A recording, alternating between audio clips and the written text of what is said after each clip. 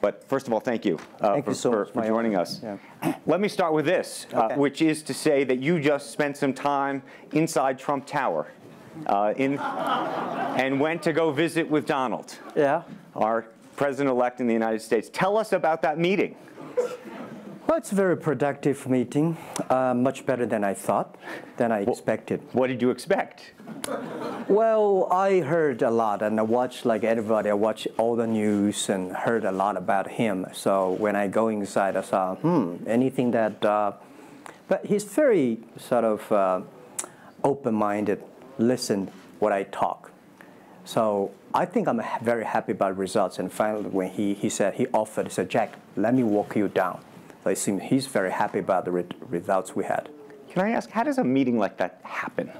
Do you call him? Does he call you? Well, how does this take place? Well, that's the question I'm asking myself. Because someday I got some requests from people say, Jack, do you want a meeting the president-elect?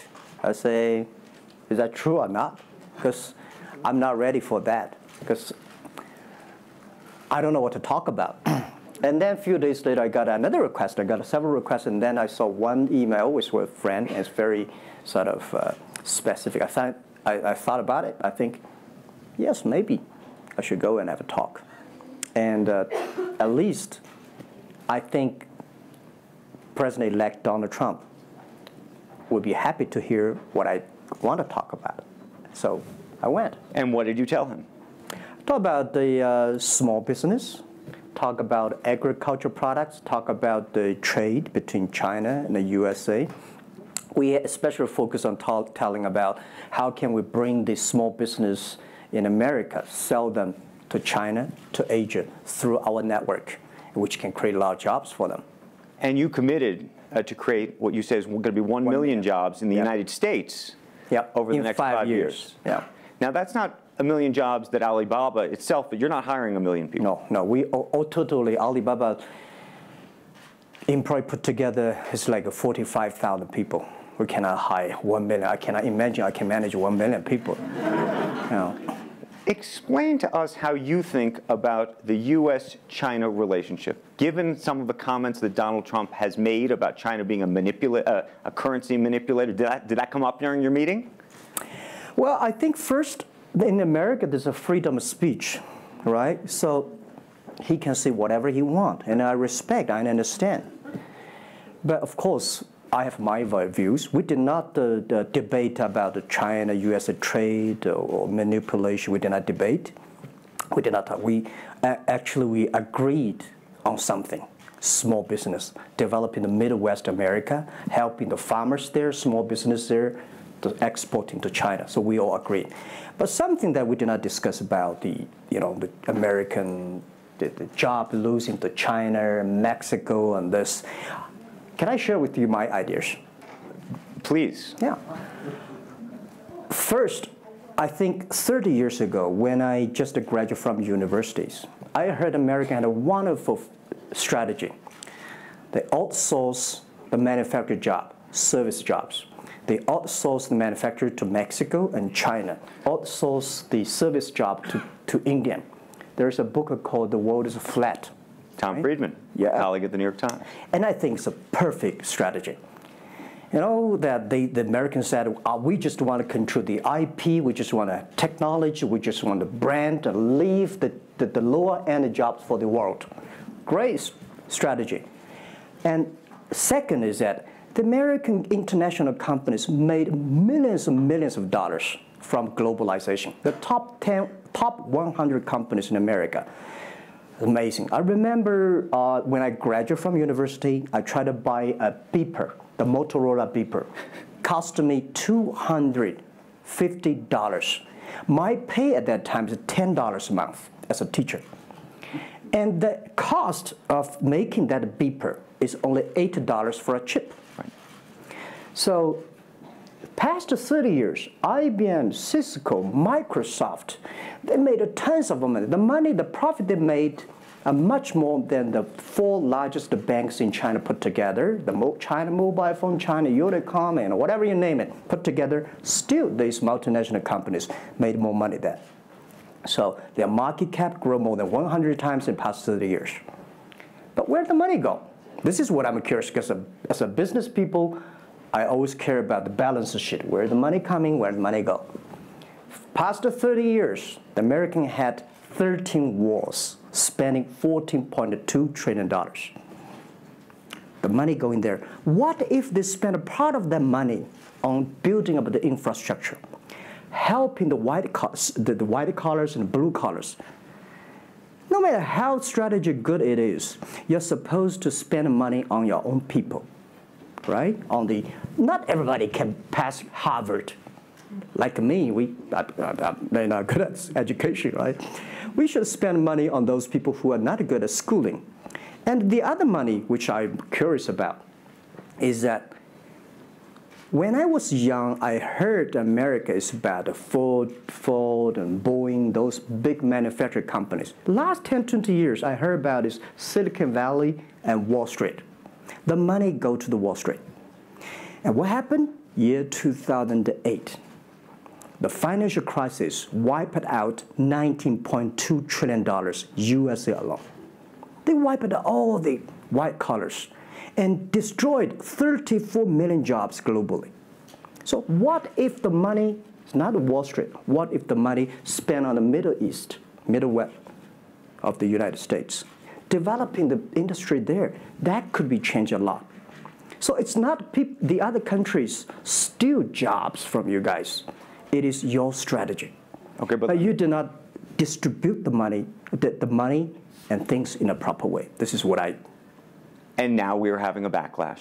And that backlash is a rebuke of globalization. And so much of the conversation, frankly, that we have here, and that backlash is happening in the United States. But I will say President Xi was here yesterday. You had lunch with him. And he was quoting Abraham Lincoln. What did you make of that? Well, I would say that globalization is a great stuff.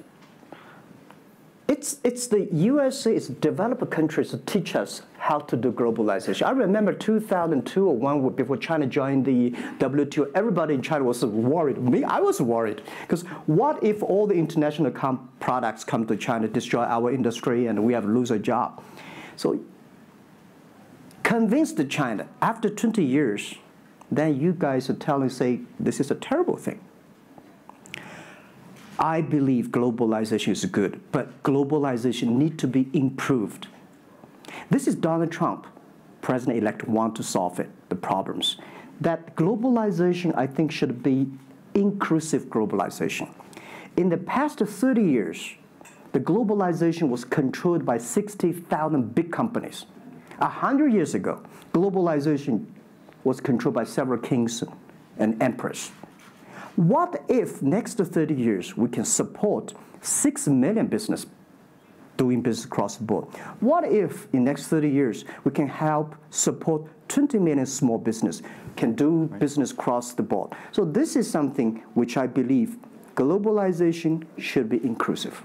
And do you think that the words of President Xi will happen in reality, which is to say that China has largely acted on its own behalf for many, many years, and now is effectively saying that the U.S. needs to continue acting on everybody else's behalf? Yeah, I think, the world needs some, such a, Mr. Xi yesterday said it's a wonderful time, it's a best time, or the worst time. The world needs a new leadership, but the new leadership is about working together. This is what I understand. We do not necessarily need one specific leader to teach us what to do, what not to do. But the world have to partner together. This is what I think. And I think as a Chinese, as a business people, I feel proud for what President Xi said yesterday. As a business person, I want the world to share the prosperity together, to join the force together. As a Chinese, I'm happy about what he committed. Yesterday he said, he speaks like us, takes the responsibility of the second largest economy. as the China's second largest economy, he has to take some responsibility. This is the first time I heard a Chinese leader make number commitment. He said, next 10 years, we are going to import $8 trillion US.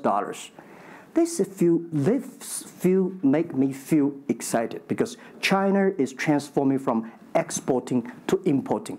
If there's a concrete number, if we can fulfill it, this is going to be huge change to the China and to the world. But don't you think that it's easier today for China to be interested in globalization because of the benefits that can accrue to China because you're continuing to develop than it is for countries that are, quote unquote, developed? Well, first, the WTO rule is not designed by China. It's not made by China. I will say there's something that I want to change. The WTO is designed, a lot of rules designed for big companies in the past 30 years, and only big companies can do it.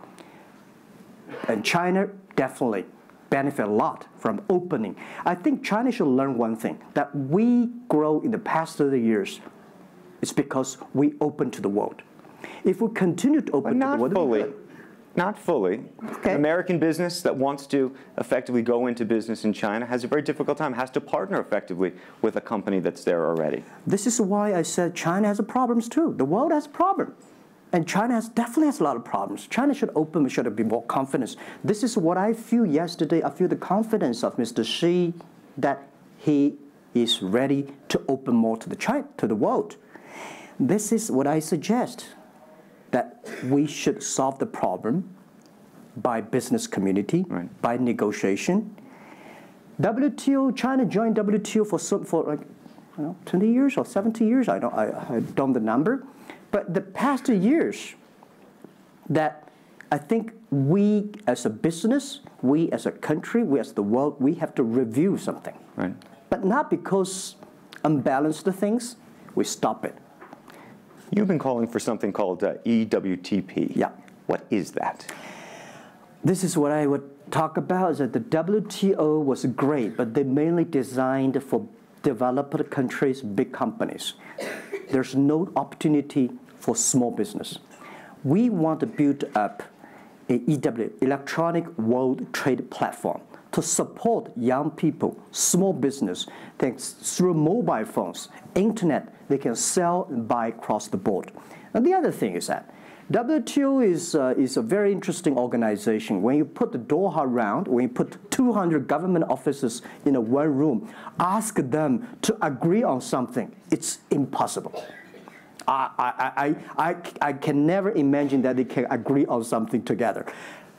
Business should be designed by business people. So we believe EWTP should be something that the business people sit down together, agree on something, negotiate on something, and get endorsement from the government.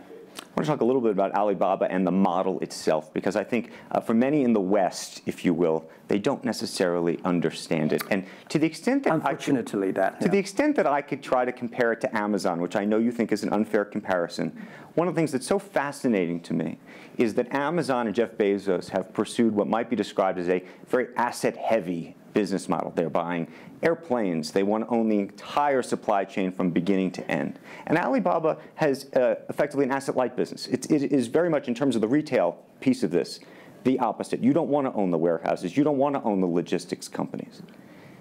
How do you think about that? Is Jeff Bezos right, or are you right? And is there going to be a meeting in the middle? I hope both are right. And because the world can never have one model. If the world has only one correct model, the world is too boring. Right? We need to have all kinds of models. And the people who do the model should believe in the model. And I believe what I do. Right? The difference between Amazon and us. Amazon is more like an empire. Everything they should control themselves, buy and sell. And our philosophy is that we want to be an ecosystem. Our philosophy is to empower others to sell, empower others to service, making sure the other people are more powerful than us, making sure with our technology, our innovation, our partners, our 10 million small business sellers, they can compete with Microsoft, IBM. Our philosophy is that we think using internet technology, we can make every company become Amazon. Remember one thing, today for our sales, our GMV last year is more than 550 billion US dollars. To hire people deliver for us, we need 5 million people. So how can we hire 5 million people deliver things for us to deliver the things we sold? The only way we do is empower the service company, logistics companies, making sure they are efficient, making sure that they make the money, and making sure that they can hire more people. But without owning the whole chain, can you do it as effectively? The idea that you're watching Amazon being able to deliver things now within hours, literally. We made 125 cities deliver within 1 day last year. Imagine, 10 years ago, deliver one thing from Beijing to Hangzhou takes about 8 days. Now you can deliver things from Beijing to Inner Mongolia or some city within 12 hours. It's improving. You can never expect these things happen within 24 hours. We have patience. So I think, can you imagine that within the 11/11 Singles Day, we sold $17 billion, and by delivering more than 600 million packages within 3 days. This is happening, and this is what we feel proud of. It's not how much money we make. It's not how powerful we are. We think because of the technology, we can make the technology very inclusive, that every small companies can use it. This is my dream, because I started my first business in 1992 in China as a small business. In order to borrow money, 5,000 US dollars from a bank, took me 3 months to acquire, still failed. So difficult to be a small business. Today, with the technology, we can empower them. This is something I want to do. One of the critiques, as you know, and it continues to linger around Alibaba, is the piracy issue. There's an IP issue, and it's an issue all over China, but you take the brunt of a lot of it. Yeah. How much progress have you made in your mind, and how do you think about some of the regulatory bodies in other countries, including the US, that continue to criticize Alibaba for these issues? First, when we start to do this business, as a business like this size, you have to take all the criticism. You have to listen what is right, what is wrong. And second, as an e-commerce, when you put 10 million small business, empower them to sell. We do not like Amazon buy. We cannot check. Even you buy, when you buy $55 trillion or $550 billion, you cannot check every product. So the model itself and the e-commerce itself may have a lot of these flaws. And third, I would say in the past 17 years, we are the leader of this anti-privacy issues, the IP, protect the IP. But the second, we are internet companies. We do not have the law enforcement. We find this guy is selling cheap, fake products. We delete them. We cannot arrest them. But we made huge progress. Last year alone, we put 400 people into jails. We deleted 370 million fake products listing on our site. I would say we are the leaders, and we are using the big data to check who's buying, who's manufacturing, who's selling, what is the address. So now I'm happy about the whole world, especially China, all the government organization, start to realize the issues. So I would tell you, good thing is that today, when you go to those criminal group, which I call them criminals, those fake products, manufacturers, sellers. You've praised the quality, though, of some of these. I would talk about it later, right? Those criminals said they can go anywhere but not Taobao and Tmall, because using our data, we trace where they are, who they are, what's the address, what the amount. And we will deliver this to the police station and working with them to arrest them. The quality issues is something I want to share with people. It's not about praising the fake products. I want to say that for so many years, those branded companies you have to be very careful because the fake products, their quality improving is scary. That is the difference between us. Because when you find guys, the people said this is fake, and you have to find people, you have to find a third-party institution to check it is fake or not. We find sometimes the quality is better. And I tell you, another thing is even scary. There's one branded company. He said, we are selling fake products. We check everything, there's nothing wrong. So we say, what is wrong? So we buy the products from his flag shop and deliver to them. They say, it's a fake. You know what I'm saying? Yep. We buy things from the flag shop of this brand and deliver back. It's the fake products, they say. So it's a bit confusing. Right. This is fighting against the fake products. It's a war against the human greediness. It's not easy. You cannot finish it, but you have to continue to fight.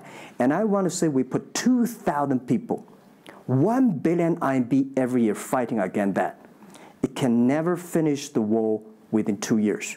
But I'm happy. Whether people criticize me, criticize us, the most important is that we are happy about the progress we made. Right. But if people praise me, so when people say, Jack, you're wonderful, I know I'm not wonderful, right? Oh, Alibaba's great. We are not great. We are just a 17-year-old company. But when people say, you're doing nothing, no, we're doing a lot of things. But you don't have to argue. You don't have to debate. You do what you believe. One of the things you mentioned was using big data on the piracy side, but the other thing that you're using a lot of that big data to do is provide credit and effectively banking the unbanked. And what's so fascinating to me, and I hope you'll share it, is we've talked about the sesame credit. Yep. How you are able to use big data effectively to figure out who deserves credit and who doesn't in a marketplace where some of these people had no credit history before. Okay. Well, before we do that, we had a system called Teach Computers to learn how to anti-fake products, teach the computers to learn how to, because we have Alipay, a lot of people try to use all the ways to cheating.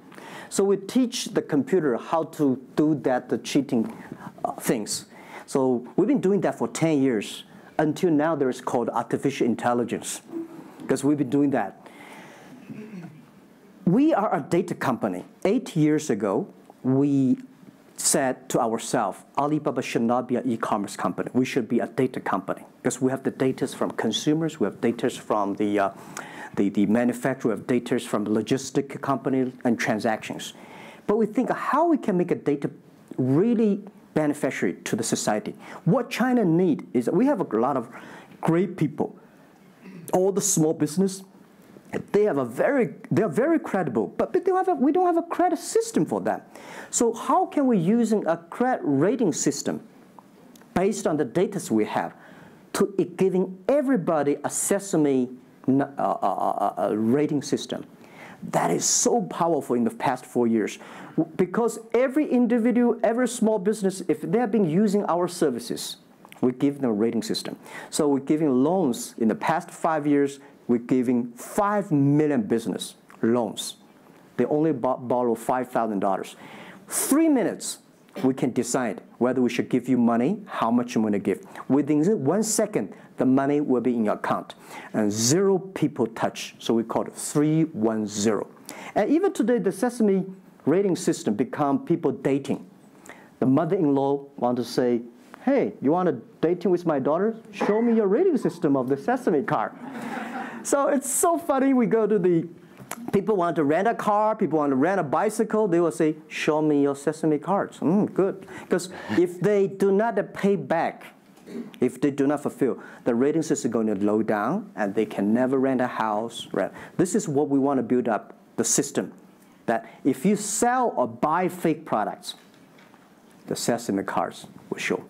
I'm going to open it up to questions, but a final one from me. There's been a lot of speculation that you're going to get into the business of Hollywood. Your name has appeared, Alibaba Group, at the beginning of a couple of big films recently. What is the ambition for Alibaba in the entertainment world? the beginning was like this. Several years, every 5 years, we have a review for our strategy. Now, our strategy is always look at the 30 years and 10 years. And every strategic decisions we make, we have to ask one question. Is this decision we made solve society problem? Because we believe the bigger social problem you solve, the more successful you are. So if this cannot solve any social problems, we don't do it. Second, is this project is going to be successful in 10 years? If it's going to be successful in 10 years, let's do it. If it's going to be successful in 1 year or 1 month, now more I would say, forget about it. Because why you can be successful in 1 year or 1 month? So we all have to put parallel. And 5 years ago, we had a big debate about 10 years later, 20 years, what are the things that China society and the world want? So we say happiness and health. 2H strategy. So happiness and health. We believe Hollywood, the movie industry, bring people happy. Because today, nobody's happy. Rich people not happy, poor people not happy, At least when I watch a movie, I feel happy about it, right? So I think we should partner with the Hollywood, especially like a lot of, we have a different way of living. In China, the movie, we have a lot of heroes. But China movies, heroes always dead. The American movie hero never die. If all the heroes die, who want to be the hero? So my movie, I want to make the hero live. Right, so this is, I think we should learn a lot. And it's only about 2 years, so we have another 8 years to go. I want to make our company that it's not e-commerce. It's something that giving people inspirations. Giving people, because I learn a lot. For example, I always say that my favorite movie, Forrest Gump. Life's tough. This is I learned, and that inspired me.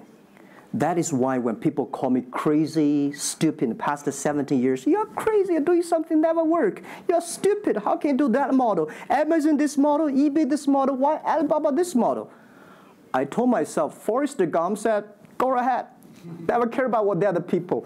And the other thing, Forrest Gump said, nobody make money out of the catching whales. People make money by catching shrimps. So we serve small business. Fair enough.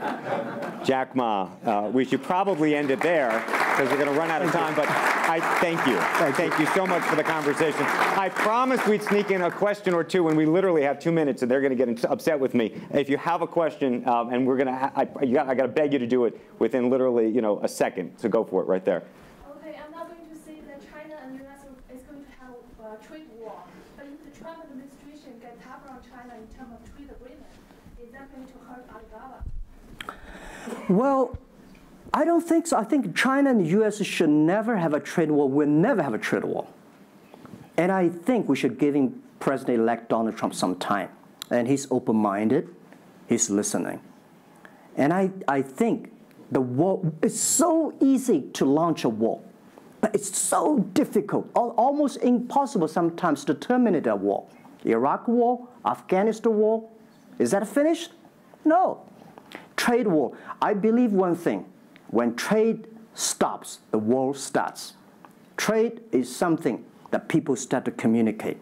Trade is something people exchange culture and value. And I will be happy if China and USA agree on something and Alibaba business model destroyed. I would destroy Alibaba model by stopping the war between. Because how can you imagine the first largest economy of the world, second largest economy of the world, have a trade war? It's going to be a disaster for two countries and for the world. If anybody can do something to stop it, do anything to stop it. Did you have a reaction to Trump and the situation with Taiwan and how he's thinking about that? Well, Taiwan, I think this is not something about government. This is not something about business. This is something about the people. If the Taiwan issue is the population, if you do Taiwan issue, it's like against 1.4 billion people. So this is another issue. So we're talking about trade. We're not talking about Taiwan. Very politic. Let's take one final question if we can. I think we can steal one more in. Yes, sir, right there. I'm not a politician. I try to speak Excuse like me, this. a credit store. How do you assure you are not messing up with people's life and you are not dictating the whole, credit kingdom or the system? Because now you are the decision makers, you are the rule makers. Okay. First, I'm not sure. People say, oh, this is uncertain world. Every day is uncertain. The only certain day was yesterday. I'm not sure about that in the future I would dictate, I would be stupid. That's why I should retire early when I'm young. That is why I have a lot of things that I dream I want to do. I want to do philanthropy, I want to be a teacher, I want to go back to school, I want to do the environment. And the world is so wonderful. Why should I be the CEO of Alibaba all the time? I'm coming to this world not to work. I want to come to this world to enjoy my life. I don't want to die in my office. I want to die on the beaches. It's a wonderful message. Jack Ma, thank you for the conversation. Well, can I say one last thing? Yes, please, please. I just want to give my last advice to any people here that every government should pay attention to in the next 30 years are critical for the world. Every revolution, technology revolution takes about 50 years. The first 20 years, technology company. Next 30 years, the implication of the technology. Focus on next 30 years. The first 20 years, eBay, Amazon, Facebook, Alibaba, Google, good.